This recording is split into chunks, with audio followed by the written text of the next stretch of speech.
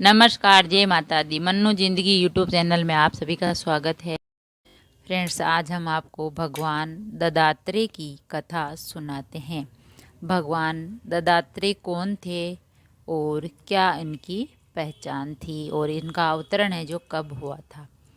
तो भगवान दत्तात्रेय का अवतरण है जो माघ शीष मास की पूर्णिमा तिथि को प्रदोष काल में हुआ था और दत्तात्रेय जयंती है वो शनिवार 14 दिसंबर को है।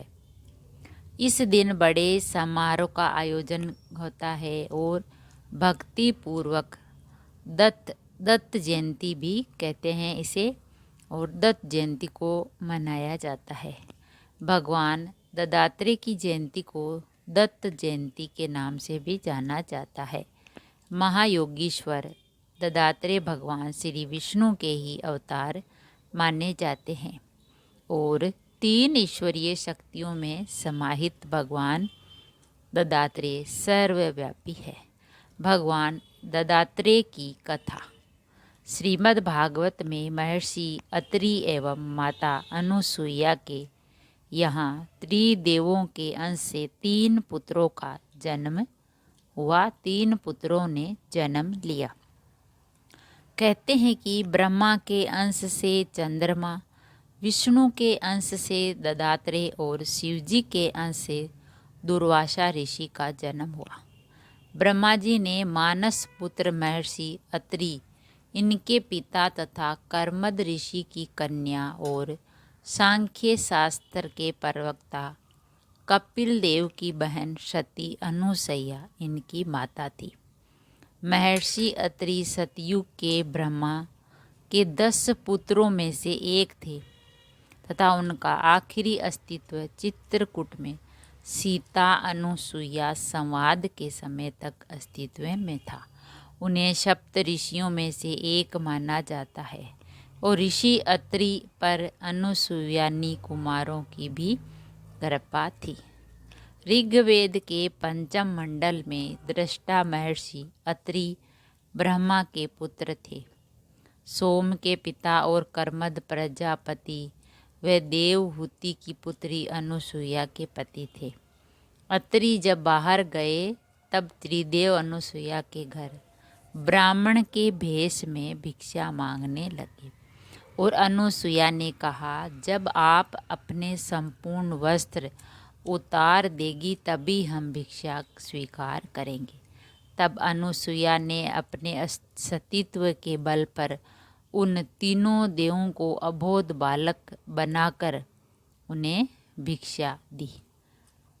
तो कहा जाता है कि नारद घूमते घूमते देवलोक में आए पहुँचे और तीनों देवियों सरस्वती, लक्ष्मी और पार्वती के पास बारी बारी जाकर कहा, अति पत्नी अनुसुईया के समक्ष आपको सतीत्व नगण्य है।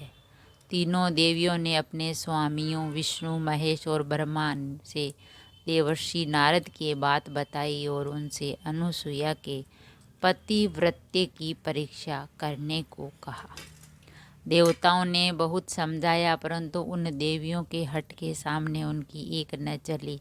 अतः साधु वेश बनाकर वे तीनों देव अत्रि मुनि के आश्रम पहुँचे। महर्षि अत्रि उस समय आश्रम में नहीं थे।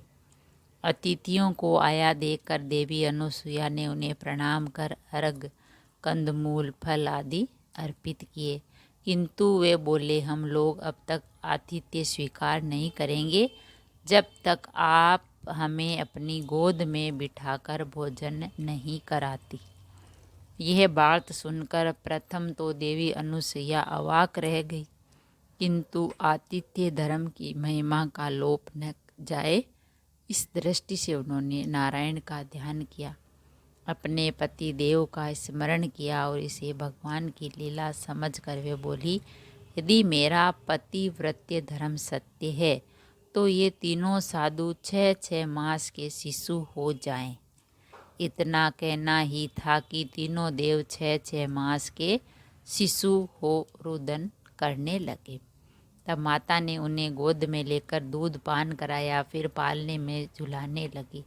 ऐसे ही कुछ समय व्यतीत हो गया। इधर देवलोक में जब तीनों देव वापस न आए तो तीनों देवियां अत्यंत व्याकुल हो गई। नारद आए और उन्होंने संपूर्ण हाल कह सुनाया। तीनों देवियां अनुसुईया के पास आई और उन्होंने उनसे क्षमा मांगी। देवी अनुसुईया ने अपने पति पातिव्रत्य से तीनों को पूर्व रूप में कर दिया। इस प्रकार प्रसन्न होकर तीनों देवों ने अनुसुईया से वर मांगने को कहा तो देवी बोली, आप तीनों देव मुझे पुत्र रूप में प्राप्त हो। तथास्तु कहकर तीनों देव और देवियां अपने अपने लोक चले गए।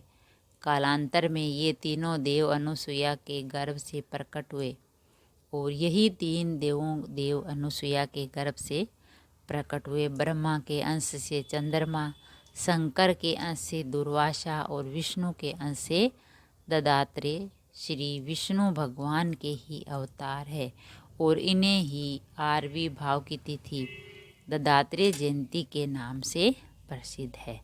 तो फ्रेंड्स, ये थी दत्तात्रेय भगवान की कथा जो ये आता है। ये इसकी जयंती भी मनाई जाती है जो 14 दिसंबर को है। माघ पूर्णिमा के दिन दत्तात्रेय भगवान का अवतरण हुआ था और इसकी कथा हमने आपको सुनाई। कथा सुनिए और पुण्य प्राप्त कीजिए। अगर वीडियो अच्छा लगा तो लाइक और शेयर ज़रूर करें। ऐसे ही और वीडियो देखने के लिए, जानने के लिए, सुनने के लिए चैनल को सब्सक्राइब करें। थैंक यू, धन्यवाद।